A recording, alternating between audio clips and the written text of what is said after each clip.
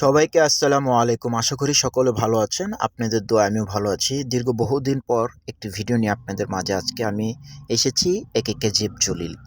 আশা করি সকলে আমাকে খুবই ভালোবাসেন, যার কারণে সকলে আমাকে সাপোর্ট করেন। তো যাই হোক, দেখতে দেখতে আজ দীর্ঘ বহুদিন পর ঠিক আমাদের মিরপুরের থেকে একটু দূরে যে জায়গাটার নাম হচ্ছে দিয়াবাড়ি। তো এখানে আজকে আমি এসেছি আমার নিজের ক্ষেতের কিছু মূলা শাক এবং লাল শাকের কিছু সবজি নেওয়ার জন্য। তো দেখতে পারছেন ইতিমধ্যে যে আমার নানা ভাই আসলে তিনি কিন্তু মূলা ক্ষেত থেকে মূলা উঠাচ্ছেন। আর এইখানে প্রায় ২ হাঁটি মূলা ছিল। আসলে নিজের ক্ষেতের মূলা খেতেই কিন্তু আসলে ভিন্ন ধরনের একটি স্বাদ। আর ইতিমধ্যে আপনারা দেখতেই পারছেন এখানে লাল শাক উঠাচ্ছে।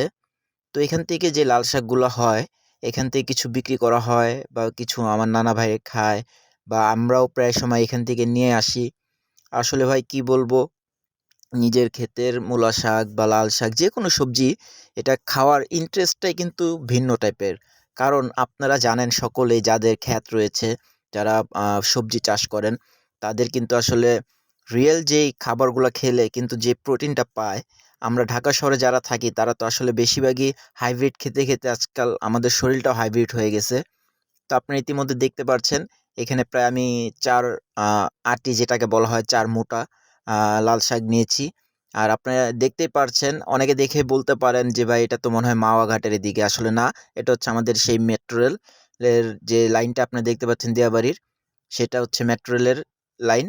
আর এই হচ্ছে ওই যে দেখতে পাচ্ছেন দূরে, এটা একটা আপনার ভার্সিটি এবং বাম পাশে রয়েছে কিছু দৃশ্য ইতিমধ্যে আপনারা দেখতেই পারবেন।